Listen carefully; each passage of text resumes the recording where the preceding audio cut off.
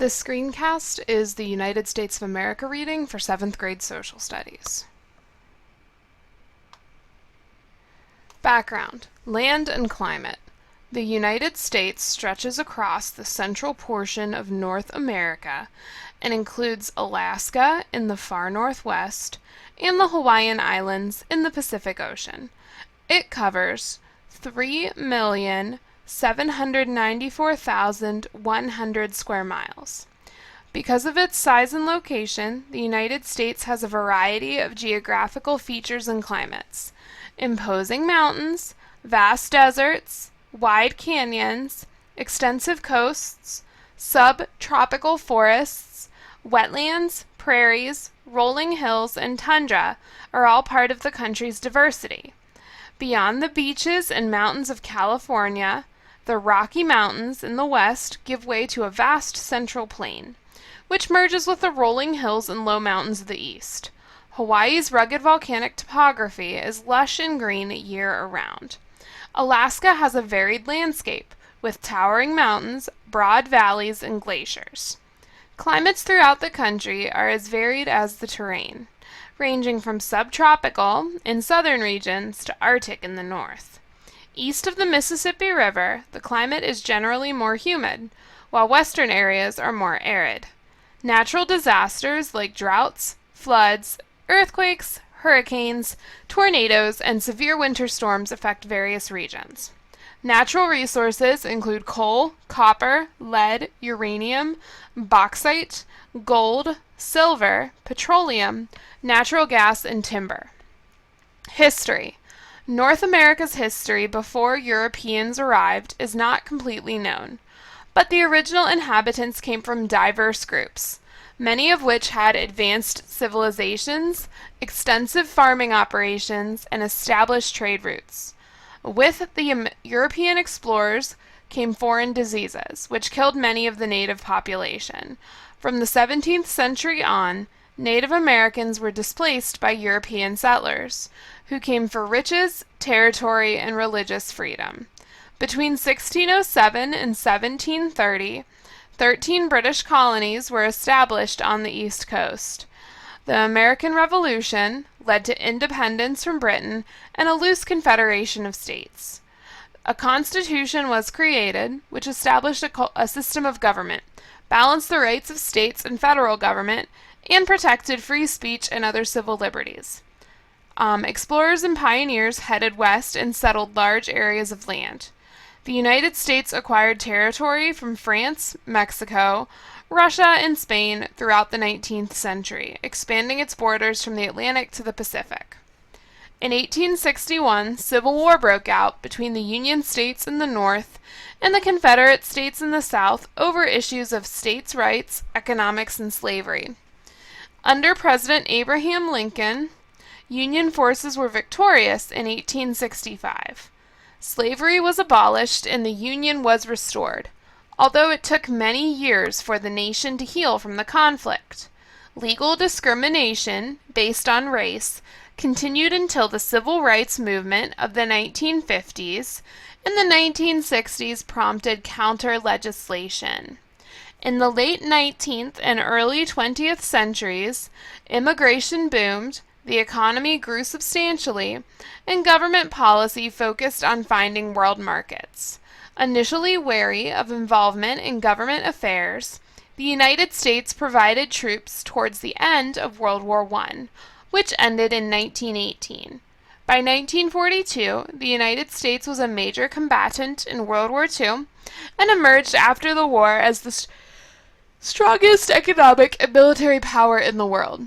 In the latter half of the 20th century, the United States became an important donor of financial, technological, and military aid to developing countries in an effort to engender allegiance and stop the spread of Soviet-sponsored communism. With the United States' defeat in Vietnam in 1973, American influence abroad declined, although this trend reversed in the 1980s and 90s. U.S. leadership was pivotal in the 1991 Gulf War, as well as the conflicts in Bosnia, Somalia, and Kosovo. In the 2000 presidential elections, George W. Bush was declared the winner over former Vice President Al Gore after numerous vote recounts and court decisions. Initially working to reduce the country's part in national disputes, Bush changed his approach after the terrorist attacks of September 11, 2001. He declared a war on terror, which led to military action against Afghanistan and a controversial war in Iraq in 2003. Public support for the war continues to wane, and presidential elections in 2008 gave victory to Democratic candidate Barack Obama. A leader in the global economy and foremost among the world's military powers, the United States continues to have a far-reaching worldwide influence. The people. Population. The population of the United States, about 310.2 million, is the third largest in the world after China and India, and it's growing at a rate of 0.97% a year. A large portion of the population, 66%, is white. Hispanics, also known as Latinos, 15%, are the fastest growing minority group. They recently became the country's largest ethnic minority, surpassing the black population at 13%. Other groups include Asians and Pacific Islanders, 5%, and Native Americans, 1%. Around 2.6% of the population claims more than one race. Although members of any ethnic group can be found anywhere in the country, populations vary by region. For example, the African American population lives mostly in the East and Southeast, while Hispanics reside mostly in the West and Southwest. In Hawaii, more than half of the people are Asian or Pacific Islanders. Minority populations also tend to be concentrated in urban areas. Around 20% of the population is younger than 15 years of age, and more than 80% of all Americans live in urban areas. Language. English, the predominant language, is spoken by most citizens. The English spoken in the United States is referred to in other English-speaking nations as American English. It is characterized by unique idioms as well as spelling and pronunciation variations from British English. Spoken English is very flexible, while written English is more formal and standardized. Many immigrants of the first, second, or even third generation also speak their native tongue. In fact, 1 in 7 Americans speaks a language other than English in their home. Spanish is spoken in many communities. Native Americans speak a variety of languages. Religion. Although the United States has never had an official state church, around 85% of the population professes some sort of religious belief. Most Americans, around 79%, are Christians. Early European settlers were Christians, and the Constitution and the Bill of Rights are based, in part, on Christian values and principles. However, the Constitution dictates, or says, that church and state remain separate. Many different Christian churches are founded throughout the country. As much as 51% of the population belongs to Protestant organizations, with Baptists, Methodists, and Lutherans being the largest groups. Around 24% of the population is Roman Catholic.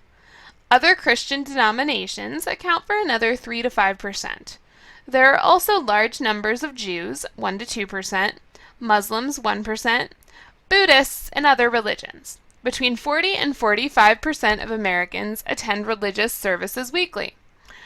About 15% has no religious affiliation but may have a spiritual conviction. Religion is generally a personal matter for Americans, but some openly discuss their beliefs with others. General attitudes. Americans tend to be frank and outspoken.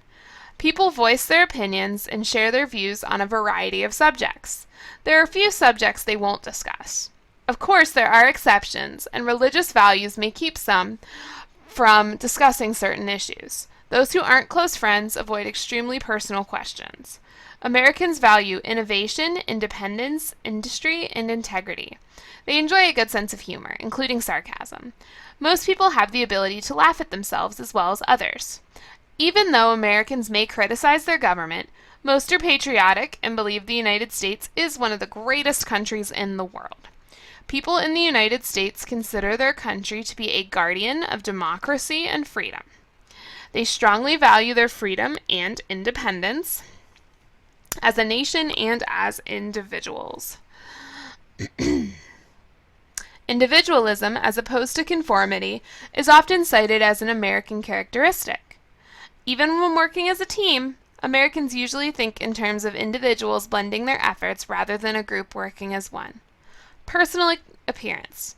Although fashion trends affect how people dress, Americans usually wear whatever they please. Some use clothing to make a social or personal statement. Americans emphasize cleanliness, but may purposely wear tattered clothing or casual attire in public. Dressing down is a trend in the workplace.